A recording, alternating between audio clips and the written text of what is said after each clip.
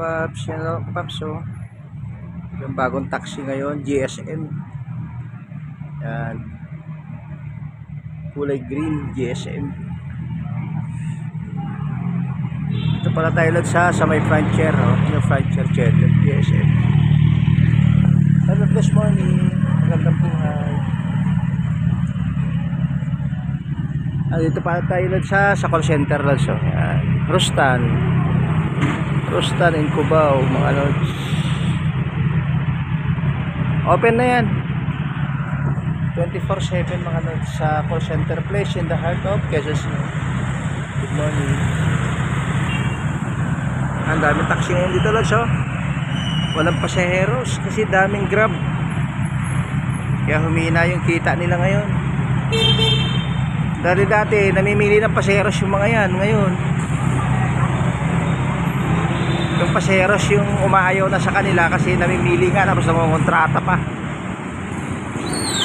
Hindi ngayon lods, kuwan na.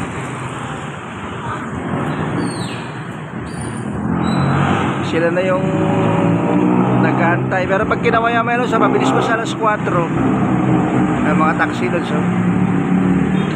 Siyempre kung sasakay ako, doon na ako sa Grab. At least brand new. Ito, mga kwan nito eh, mga inaabot nito ng 20th century, mga taxi dito. Hindi pa na-face out. Ang mga lods. So, ayan lang sila lods. At tagal bago sumakay yung pasaheros. Ang kalahating oras na dyan, nakatambay. Kasi nung araw, namimili yung mga yan, kaya karma rin sa kanila yung mga yan, mga lods. Yan.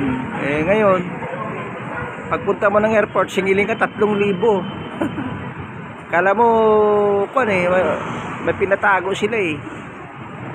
Eh ngayon lods, may metro pero magdadagdag pa rin ng additional mga yan. Yan mga lods. Magandang buhay hanggang sa muli. Yan.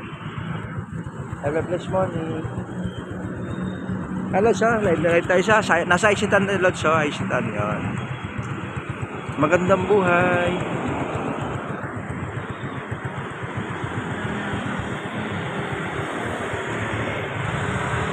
Tayo sa Gateway Tower mga lods sa Gateway Tower. Good morning Cubao. Tulog po yung mga tao sa condominium mga lods oh. Ay mga call center lods 24/7 yan.